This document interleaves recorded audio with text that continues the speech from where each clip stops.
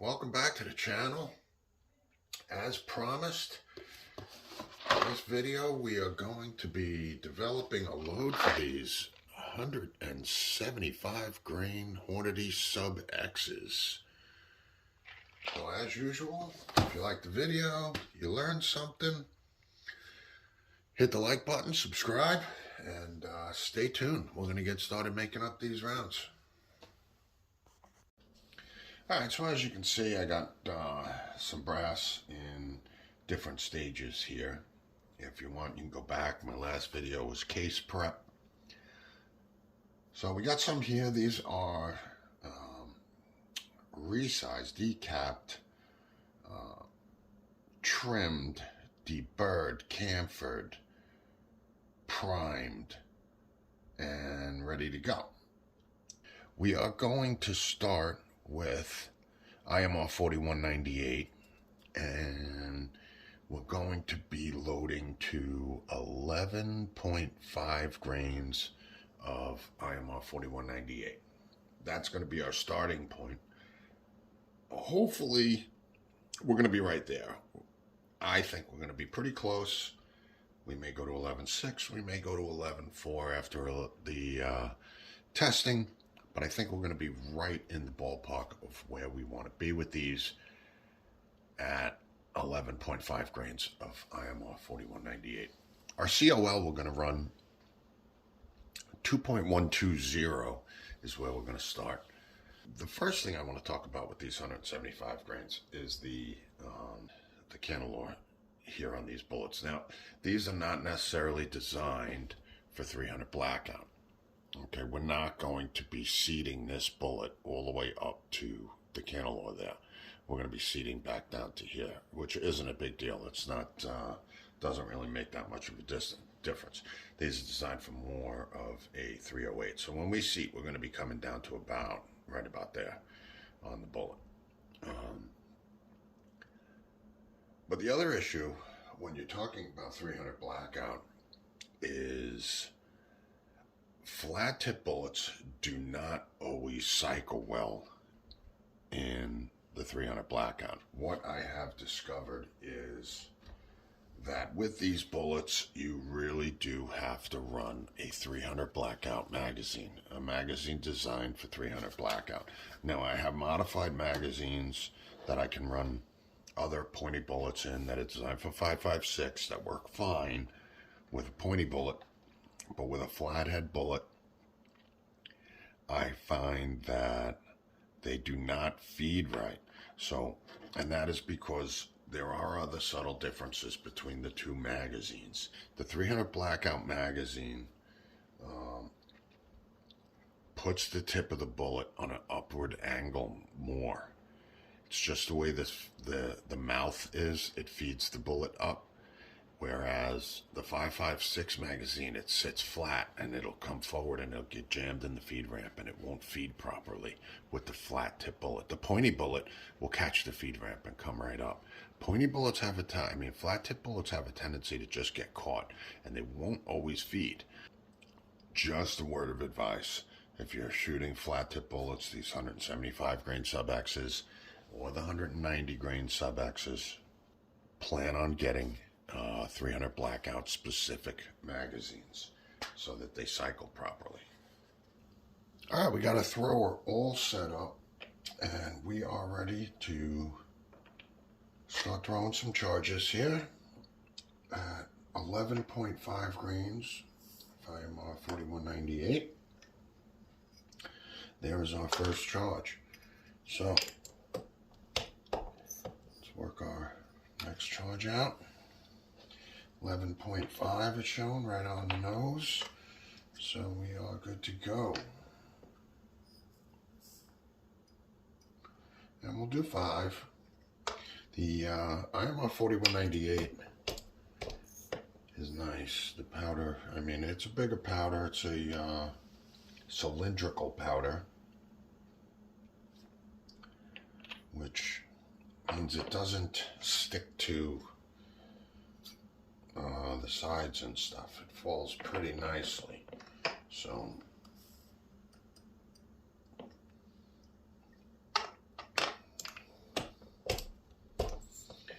as you can see, it doesn't sit as nicely in the thrower, and sometimes you gotta force it around. You gotta break off a piece. It always seems to sit right where you don't want it. 11.5, my friends, 11.5.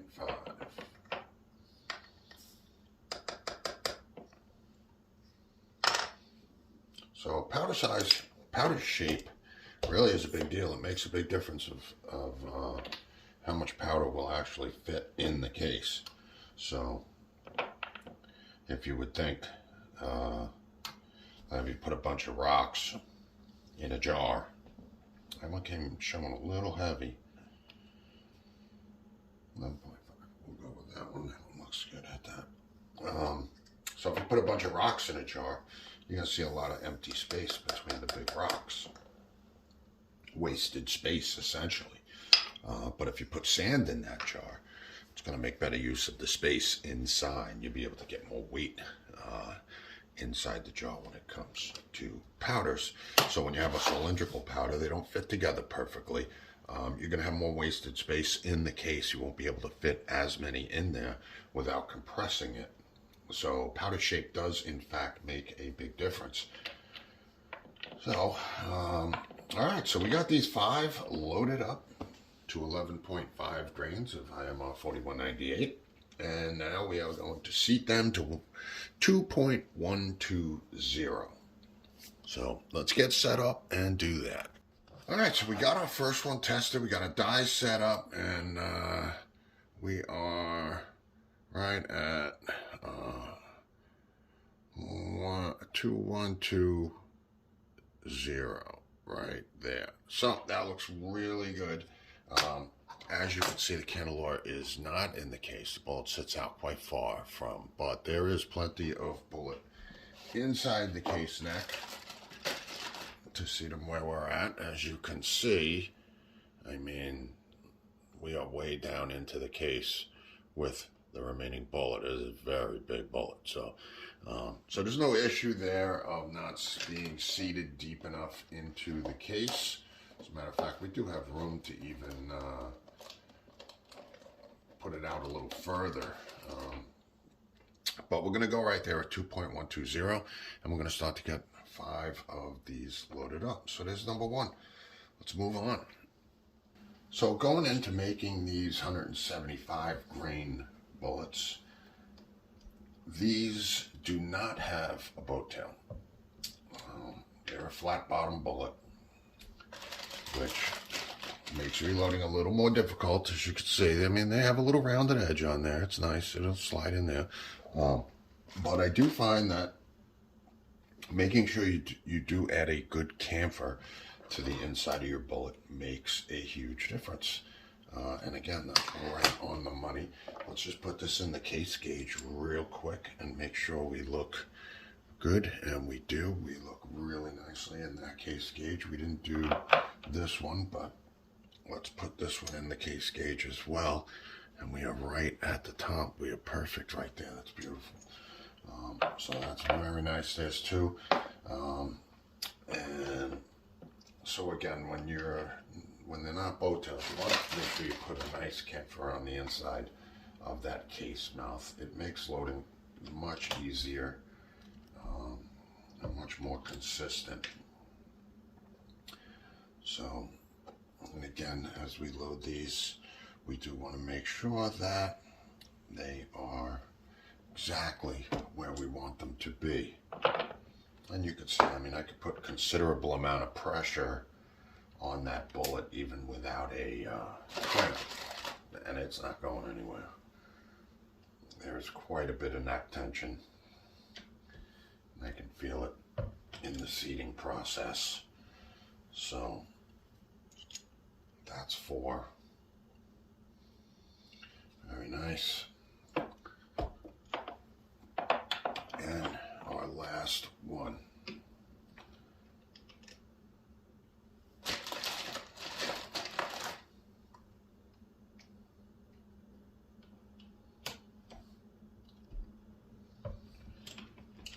And there's 5.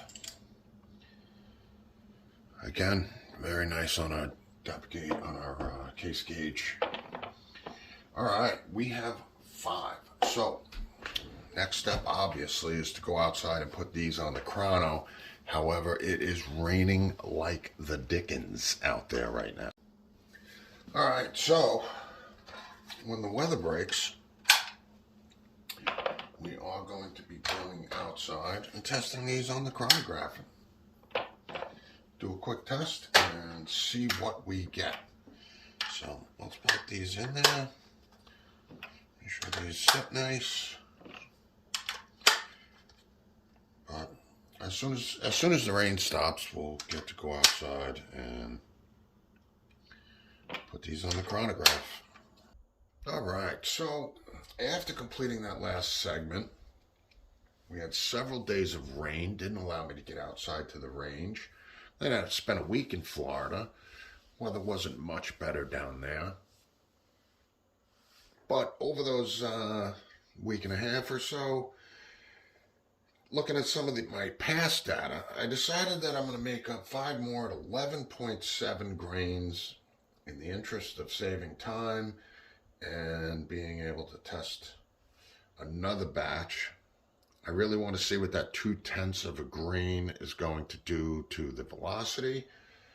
So, like I said, I made up 5 more at 11.7 grains. Didn't put a lot of effort into these. Grabbed 5 random cases, made a quick adjustment to my thrower at 11.7, and loaded up 5 more to test. So, now we're going to go outside, we'll hit the range, and we'll be able to test 2 groups, the 11.5s and the 11.7s. See what they both give us. I don't have high hopes for these. Performance-wise, all I just want to do is just kind of get an average of a baseline of what those 0.2 of a grain are going to give us in velocity. So I don't think I'm going to get the same results out of these that I got out of the 11.5s. I put a lot more effort into those to make sure they were more consistent. So let's head outside. It's cold out there today. We're going to do this quickly. Put these 10 now on a chronograph and see what we got. All right, so I'll see you outside. All right, so today we're testing some 175 grain sub X. We're going to run 2 groups, 11.5 grains, then 11.7 grains, and we'll see what we get.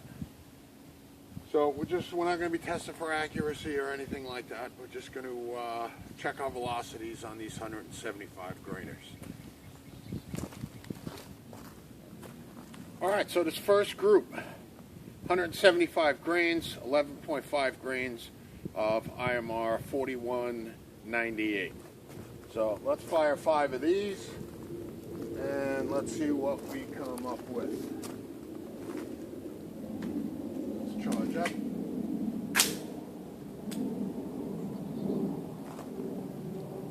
Gotta squat down a little bit. Get our sight on. Here we go.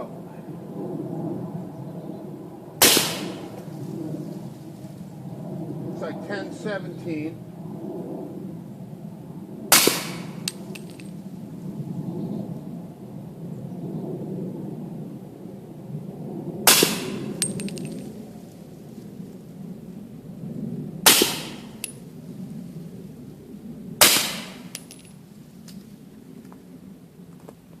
All right, those actually did not look too bad. This group is 11.7 grains. Let's see what we come up with.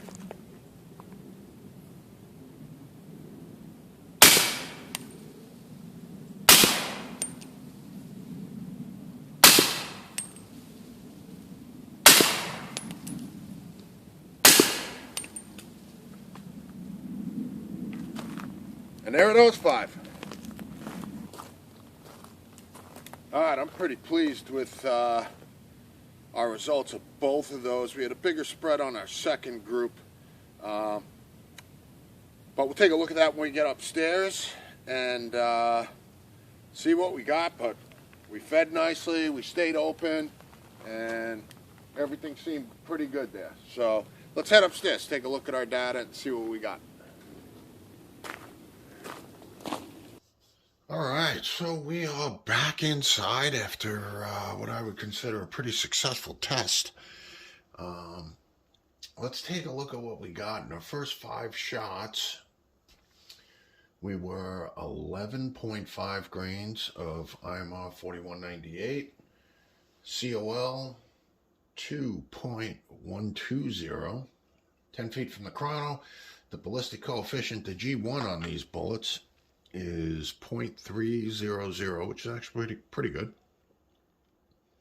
Our bullet weight's 175. So, let's see. Our first shot was 10-11. We had a 10-17, a 10-04, a 10-15, and a 10-24 for an overall spread, an extreme spread of 20, and a standard deviation down into single digits at 7.40. We had an average of 10-14 and a true muzzle velocity of 10-18. So that was at 11.5, which that is a doable, definitely a doable charge for these bullets. I like to be around 1050. Luckily, after looking at my data, I did see that, more than likely I was going to come in under that 1050. That's why we went to that